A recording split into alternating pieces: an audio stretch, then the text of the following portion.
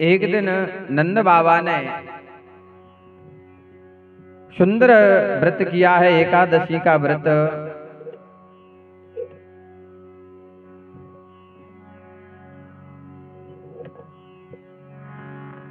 एकादश्यां निराहारा समवर्च जनार्दन स्नातुं नंदस्तु कालिन्द्या द्वादश्यां जलमाविशत। श्री सुखदेव महाराज कहते हैं, परीक्षित, नंद बाबा ने कार्तिक शुक्ल एकादशी का उपवास किया। दो एकादशी की बड़ी महिमा बताई गई है, एक देवउठनी एकादशी और एक निर्जला एकादशी। कहते हैं जो एक वर्ष की एकादशी व्रत ना कर सके तो कम से कम निर्जला एकादशी तो कर ले। वो भी ना कर सके महाराज, क्योंकि इसमें जल नहीं पिया जाता है।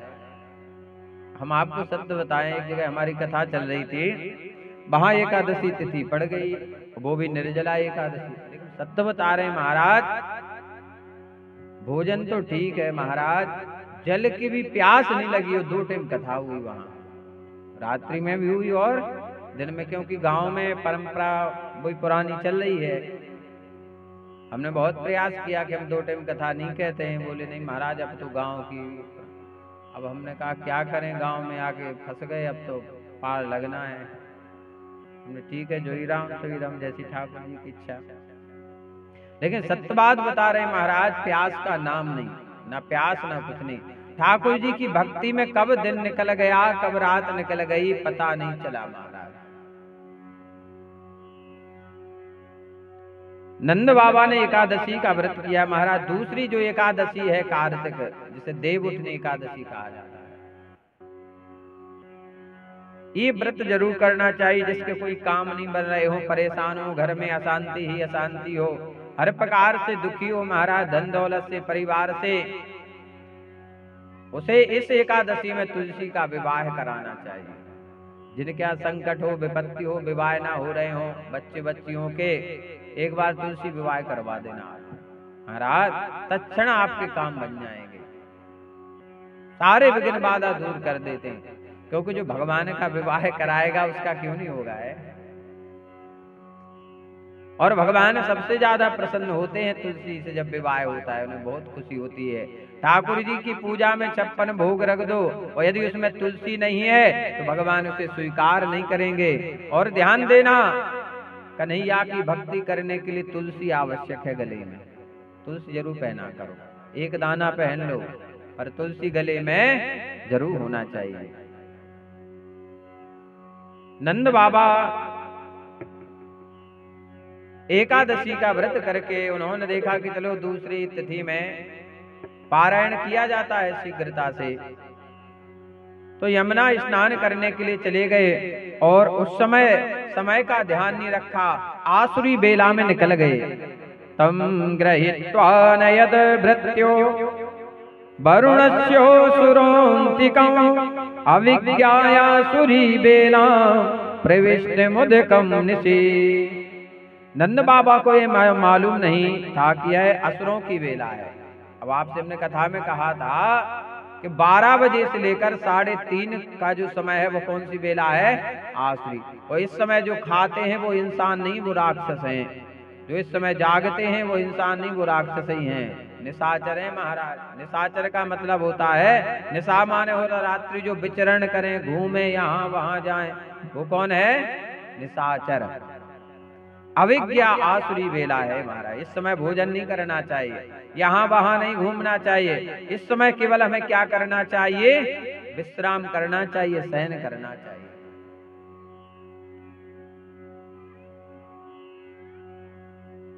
उसी समय महाराज वरुण के दूत बाहर घूम रहे थे।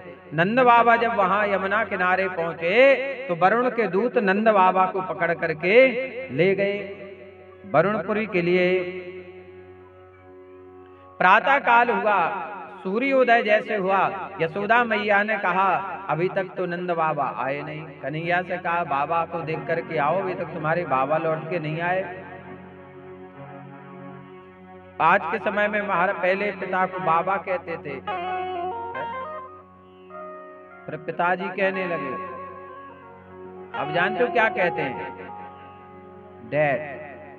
डैड माने खत्म।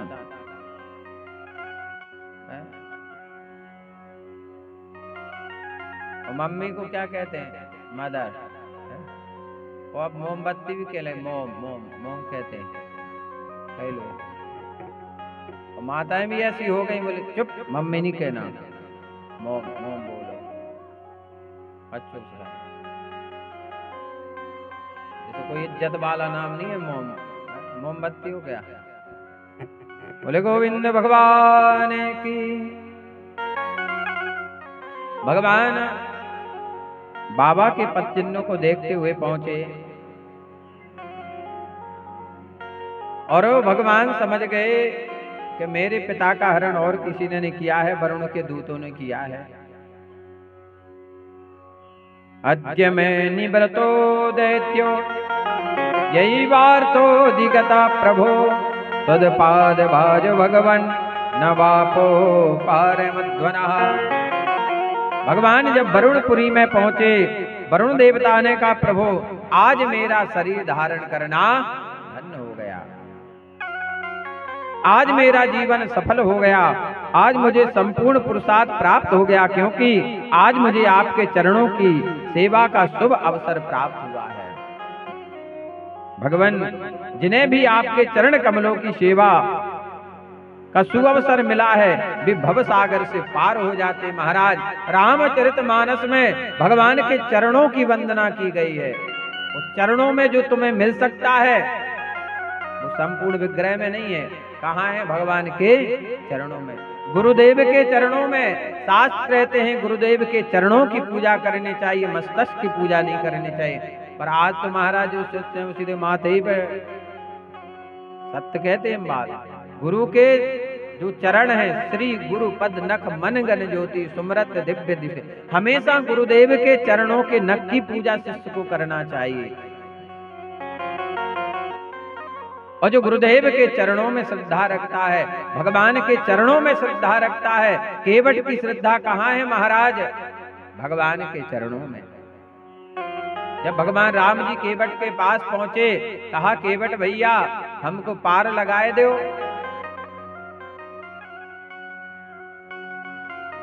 भगवान से केवट कहता है भगवान मैंने सुना है कि आपके पांव में जादू है। बोले आपने पत्थर को नारी बना दिया है? और जब पत्थर नारी बन सकती है महाराज तो नौका तो लकड़ी की है, मेरी काष्ठ की नौका है, यदि वो बन गई एक पत्नी का तो मैं खर्चा नहीं उठा पा रहा हूं, पहले मैं इनकी चेकिंग करूंगा। भगवान हंसने लगे, क्योंकि भक्त और भगवान ने कहा क्या चाहते हो केवट? बोले आपके पांव पखारेंगे, पहले देखेंगे नहीं। आज भगवान ने कहा ठीक है, अब पार तो जाना है, तुम्हें जो करना है तो कर लो। भगवान ने उसने कठोरता मंगाया। अनपढ़ है केवट, जाति में बड़ा नहीं है, धनवान भी नहीं है, सुंदर भी नहीं है। महाराज गोचरण महाराज चरणों कितनी सुंदर एक स्तुति है।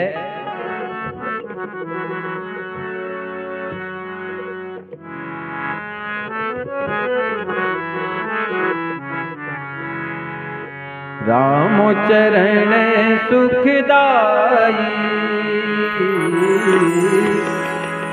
भज मन राम चरण सुखदाई भज मन राम चरण सुखदाई राम चरण सुखदाई राम चरण सुखदाई भज मन राम सुखदाई भज मन राम चरण सुखदाई सोई चरण के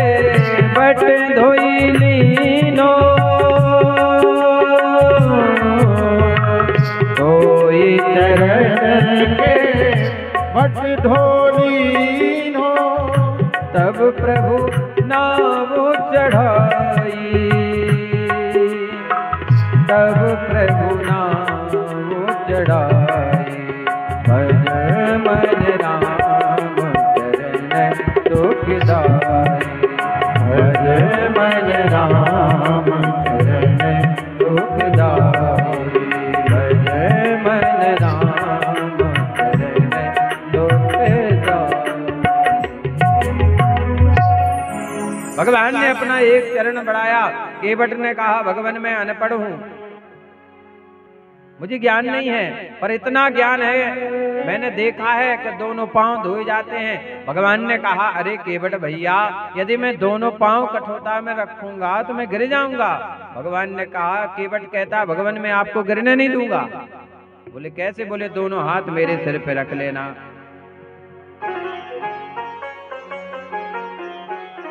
लक्ष्मण जी को बड़ा क्रोध आया, कितना चालाक है जी।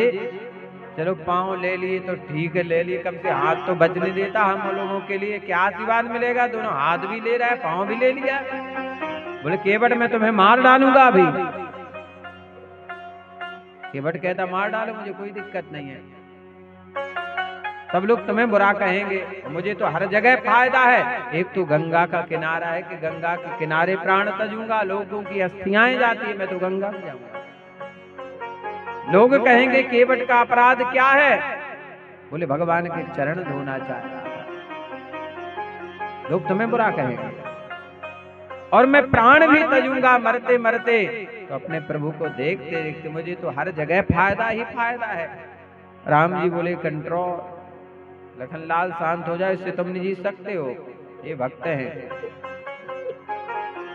महाराज जब केवट भगवान के चरण पखारने लगा और इतनी आनंद उमड़ा महाराज, अति आनंद उमग अनुरागा, चरण सरोज पखारने लगा। अति आनंद उमग अनुरागा, चरण सरोज पखारने लगा। अति आनंद उमग अनुरागा, अति आनंद उमग अनुरागा, चरण सरोज पखारन लागा। चरण सरोज पखारन लागा। अति आनंद उमग अनुरागा, चरण सरोज पखारन लागा। अति आनंद उमग अनुरागा, चरण सरोज पखारन लागा। देखो एक आता है आनंद, एक क्या है? आनंद। अच्छा एक बात बताओ, आप लोगों को प्रैक्टिकल करा देते हैं। जैसे आप रोज जुगल किशोर के दर्शन करते, मैया आप भी करते हो, कभी ऐसा अवसर आ जाए कि आप गर्भगृह में जाकर जुगल किशोर के पांव धो, उस समय आपको आनंद आएगा कि अति आनंद आएगा? कि इसको अनुभव करके आप सब लोग सोचो कि बाहर दर्शन करने में जब इतना आनंद आता है, जब आप जुगल किशोर सरकार के चरण पखारोगे जाकर पास में, तो आपका तो जीवन धन्य हो जाएगा। इसी को कहते हैं अति आनंद। देवता भी कहने लगे यही सम पुण्य पुंज को नाही, धन्य केवट तुम्हारी भक्ति। भगवान कहते हैं कोई मुझे सोचे धन से प्राप्त कर ले, मैं धन से नहीं मिलता हूँ। कोई ये सोचे कि ब्राह्मण को मिल जाऊं, कुल बड़ा हूं, नहीं मिलता हूं। कोई ये कहे पढ़ा लिखा उसे मिल जाता हूं, बोले नहीं, केवल एक भक्ति करना था। जो मेरी भक्ति करता है, कौन सी भक्ति? निष्काम। एक कामना वाली भक्ति होती है, एक निष्काम जिसमें कोई इच्छा कोई कामना ना हो, वो भक्ति सुलभता से भगवान से प्राप्त हो जाते हैं। वरुण देवता आज इतने प्रसन्न हैं कि भगवान आज जल के भीतर आप पधारे। नमस्तुभ्यं भगवते ब्रह्मणे परमात्मने न यत्र सूयते माया लोक सृष्टि विकल्पना। आप भक्तों के भगवान, वेदांतियों के ब्रह्म और योगियों के परमात्मा हैं भगवान। आपके स्वरूप में विभिन्न लोक सृष्टि की कल्पना करने वाली माया नहीं है। वरुण देवता ने भगवान का पूजन किया और भगवान अपने पिता को वापस लेकर के लौट करके आ जाते हैं। आगे चल करके महाराज कथा प्रारंभ होती है रास की, जो भागवत के प्राण हैं। जैसे मोबाइल कितना बड़ा महंगा क्यों ना हो, यदि उसकी सिम निकाल दी जाए तो किसी काम का है। शरीर कितना सुंदर हो, बलिष्ठ हो, धनवान हो महाराज, और प्राण चले जाए तो धिक जीवितम प्रजाहीनम धिक धनम महाराज, धन बहुत हो, खर्चे करने वाला ना हो, तो बिना भगवान के हमारा जीवन भी बेकार है। तो भागवत के प्राण क्या हैं? रास पंचाध्यायी। ये जो भागवत के जो अध्याय हैं महाराज 29, 30, 31, 32, 33, संपूर्ण भागवत का जो प्रेम है वो यहाँ भर दिया है। सुंदर शरद पूर्णिमा की रात्रि आई है। गोपियां जिस रात्रि का इंतजार कर रही थी, आज भी वृंदावन में जो निधिवन है, आज भी रात में कोई ठहर नहीं पाता। भगवान का जो बिस्तर लगाया जाता है, फूलों की सैया होती है गुलाब की, और सुबह देखो तो बिखरी मिलती है आज भी। और जो वहां रात में रुका है वो सुबह मिला नहीं है। या तो पागल हो गया, यदि मिल भी गया तो पागल हो गया, या फिर कुछ मुख से बोल नहीं पाया। इस कलयुग में महाराज केवल एक ही ऐसे भक्त हैं जिन्होंने रास का दर्शन किया है, श्री हरिदास महाराज, जिन्होंने बांके बिहारी वृंदावन के उनको प्रकट किया है वही निधिवन में। निधिवन में ही भगवान प्रकट हुए थे गोदी में। ऐसे ऐसे पद गाते थे महाराज, सुंदर सुंदर पद वो गाते थे। तेरी अखियां हैं जादू भरी हो, तेरी अखियां हैं जादू भरी, बिहारी जी मैं कब से खड़ी, तेरी अखियां हैं जादू भरी, बिहारी जी मैं कब से खड़ी, तेरी अखियां हैं जादू भरी, बिहारी जी मैं कब से खड़ी।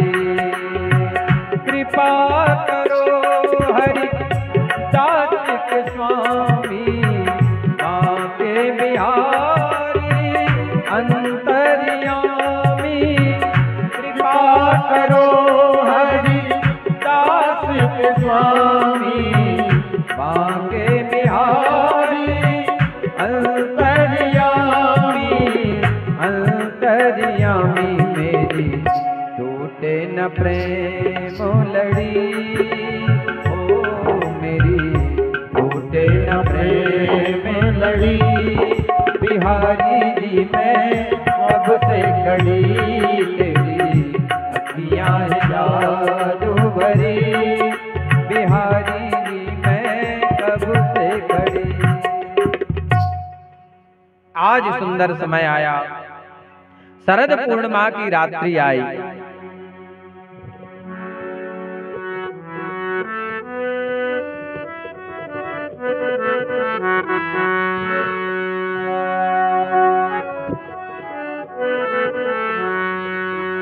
भगवान पिता रात्रि शरदो फुल्ल मल्लिका, वीक्षिरं तुम मन चक्रे योग मायमुपाश्रिता। श्री सुखदेव महाराज कहते हैं, परीक्षित शरद ऋतु थी, उसके कारण बेला चमेली सुगंधित पुष्प खिलकर महक रहे थे।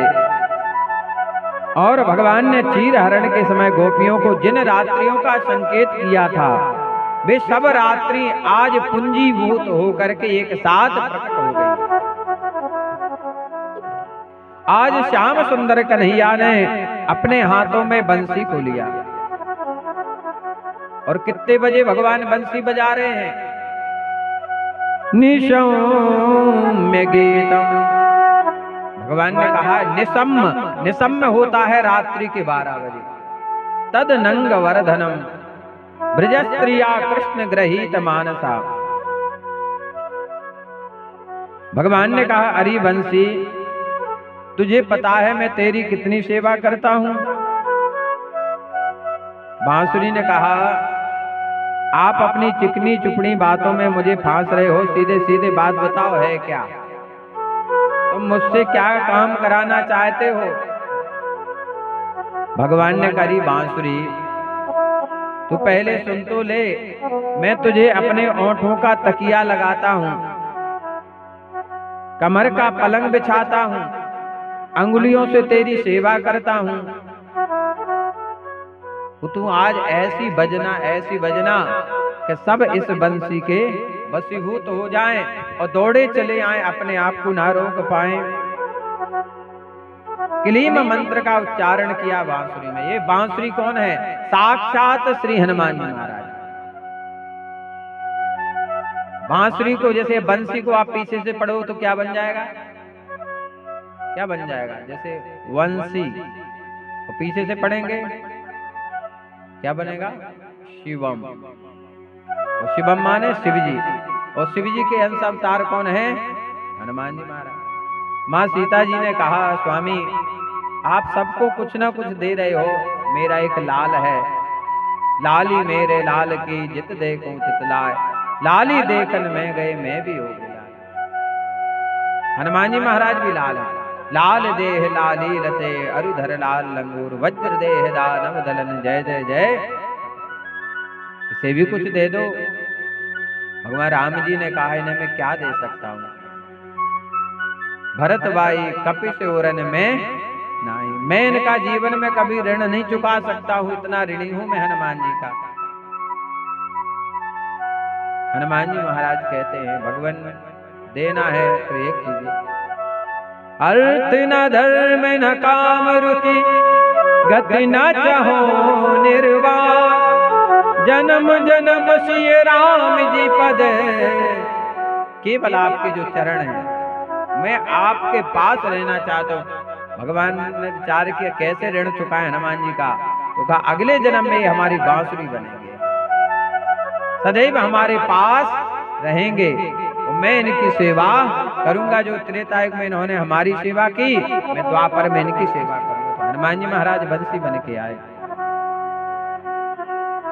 और सुंदर भगवान वेणु वादन करते हैं।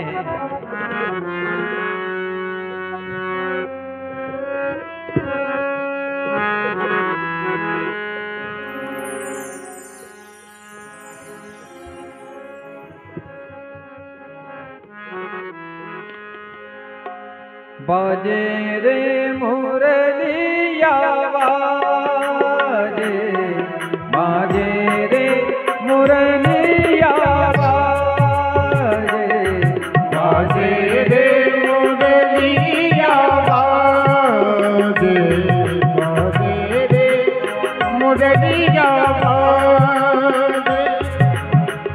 अधर धरे मोहन मुरली पर, अधर धरे मोहन मुरली पर, होठ पे माया विराजे, बाजे रे मुरलिया बाजे, बाजे रे मुरलिया बाजे।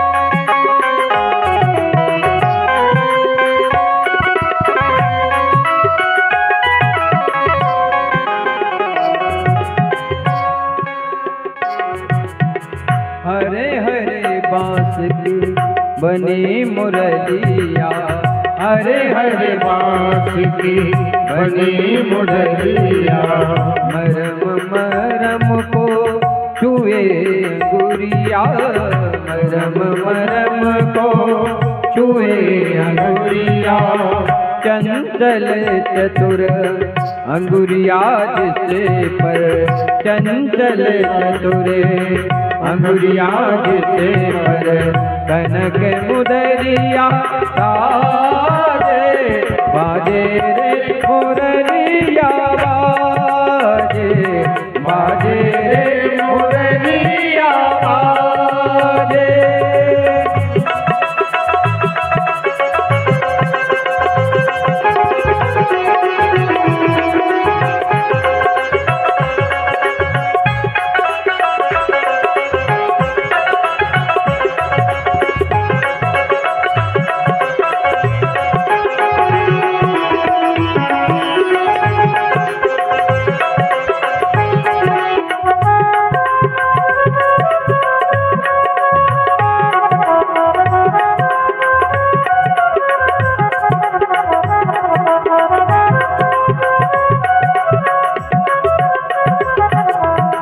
भूल गई राधा भरी गगरिया, भूल गई राधा भरी गगरिया, भूल गए गोधन को सावरिया, भूल गए गोधन को सावरिया, जाने न जाने कि वो जाने, जाने न जाने कि वो जाने, जाने सब सावरिया, बाजे रे मुरलिया बाजे, बाजे रे मुरलिया बाजे, बाजे रे मुरलिया बाजे, बाजे रे मुरलिया बाजे।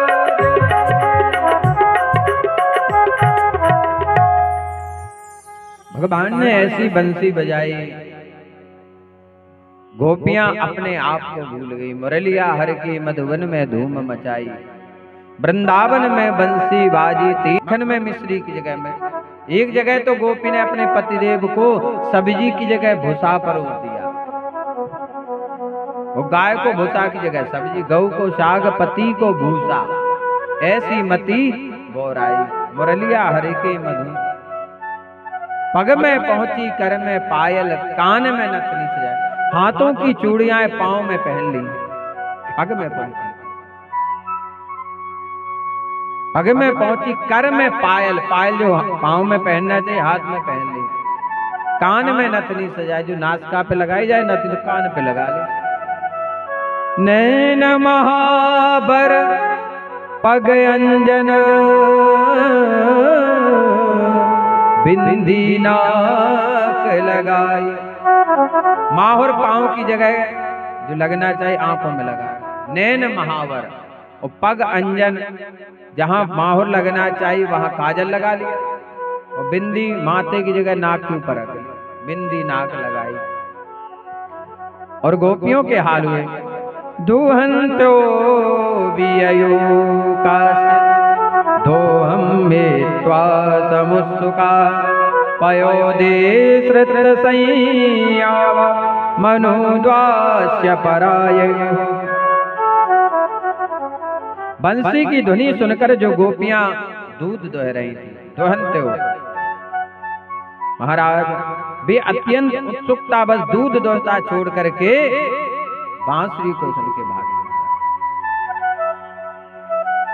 जो चूल्हे पे दूध चोट रही थी महाराज, दूध को छोड़ करके भागी।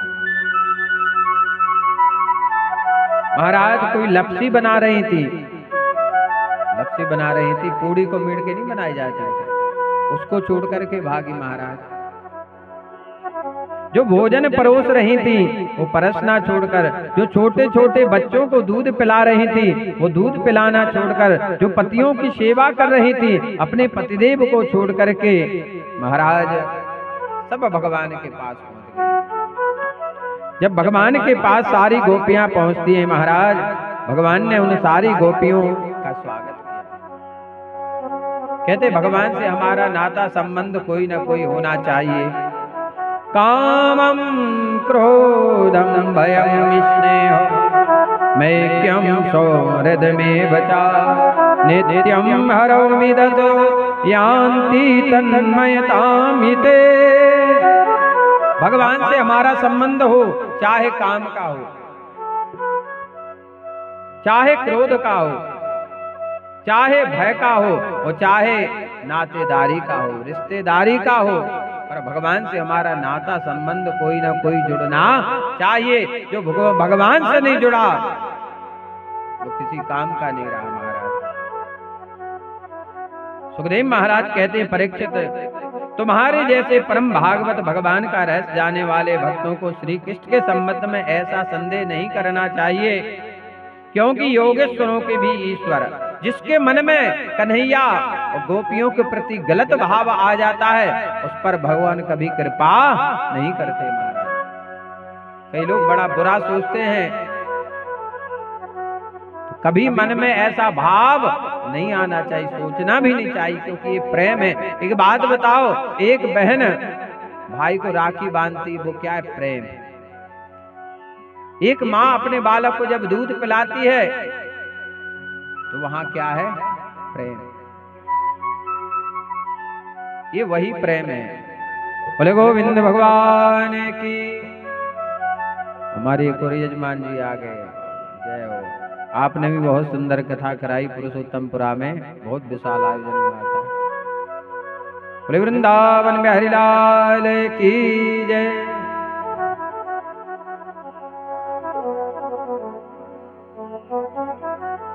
आसन ग्रहण किए बैठिए। भगवान स्वागत करते हैं। स्वागतम वो महाभागा प्रियम किम करवाणि वा। भगवान श्री कृष्ण कहने लगे, अरे गोपियों, तुमने ये श्रृंगार किया कैसा है? कहीं की चीज कहीं लगा ली। तुमको देखकर मुझे बड़ी हंसी आ रही है। जैसे कोई स्त्री हो, शादियों में जाए और अचानक काजल उसके यहाँ पे लग जाए कपोलों पर, तो माताएं हंसती हैं। अब वो सोचती है क्यों हंस रही है, उसको दिख तो है नहीं रहा है। वो कहेगी आपके यहाँ क्या लगा हुआ है? काजल लगा हुआ है, आपने देखा नहीं है दर्पण? हंसने लगते हैं। तो यहाँ तो उल्टा, उल्टे सीधे ग्रह कारज निपराए। जल्दी जल्दी का काम शैतान का होता, तो उल्टा सीधा करके उल्टे सीधे बांसुरी की आवाज सुनती हैं, गोपियां दौड़ पड़ती। महाराज, ऐसा प्रेम भगवान से होना चाहिए। भगवान कहते हैं, महाभागवती गोपियों, तुम्हारा स्वागत है। बताओ तुम्हें प्रसन्न करने के लिए मैं कौन सा काम करूं? ब्रज में तो सब कुशल मंगल है ना, कहो इस समय यहाँ आने का क्या आवश्यकता पड़ गई रात के 12 बजे? देखो कोई पुरुष रात्रि के 12 बजे निकल जाए तो चल जाए, और कोई स्त्री निकले, भले वो मंदिर गई हो, कहीं गई हो, है? और 12-1 बजे यदि निकले रोड से तो लोग क्या सोचेंगे? गलती सोचेंगे नहीं। तो भगवान ने कहा ये तुम्हें शोभा नहीं देता है। रजन ऐसा घोर रूपा घोर सत्वान सेविता। सुंदरी गोपियों, रात का समय है, यह स्वयं ही बड़ा भयावना होता है। उसमें बड़े बड़े भयावने जीव जंतु इधर उधर घूमते रहते हैं। तुम्हें ना देखकर तुम्हारे माता पिता, तुम्हारे पति बच्चे क्या सोचेंगे? मेरी पत्नी कहाँ चली गई, मेरी माँ कहाँ चली गई, मेरी बहू कहाँ चली गई? अरे जाओ घर लौट जाओ, भी कुछ नहीं बिगड़ा है। तुम लोगों ने रंग बिरंगे पुष्पों से लदे हुए इस वन की शोभा को देखा।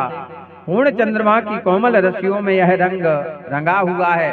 पूर्णिमा की कैसी रात्रि होती महाराज, कि अमावस्या की रात्रि में कमल तो नहीं खिलते हैं, कमल तो सूर्योदय पे खिलते, लेकिन पूर्णिमा की रात्रि में भी खिल जाते हैं। पूर्ण चंद्रमा जब होता है और जैसे उजेला होता है, एक रत्न होता है जिसका नाम है माणिक। माणिक रत्न होता है। इस रत्न को महाराज की ओरिजिनल जो पहचान है माणिक रत्न की, इस पर पानी की ऐसी बूंद डाल दो वो नीचे नहीं गिरेगी। और गुलाब का फूल यदि नहीं खिला हो उसके अंदर रख दो, अपने आप खिल जाएगा। माणिक जो रत्न होता है, सूर्य का रत्न होता है माणिक। और यदि इसे प्रकाश की रोशनी में आप रखोगे तो आप शीशे पर देखना, उसके चारों तरफ सूर्य की जैसी किरणें हैं ऐसी बिखरने लगती हैं।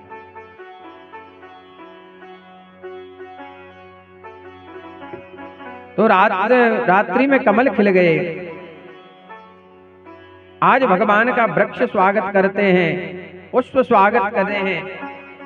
भगवान अब देर मत करो, शीघ्र शीघ्र ब्रज में लौट जाओ, तुम लोग अच्छे कुल की हो। भगवान कहने लगे अच्छे कुल की हो, जाओ वापस लौट जाओ। गोपियां कहने लगी अरे कन्हैया एक बात बताओ, किस पति के पास लौट जाएं? ऐसे बर को क्या बरे और जो जन्म में मर जाए, बर बरियो गोपाल को जस चुड़ लो अमर हुई जा। हे श्याम सुंदर, हे कन्हैया, बंसी वारो साबरो पलक ढाके तो ले हूँ, ना मैं देखूं और को ना तो है देखन दूं। श्याम सुंदर ने जब गोपियों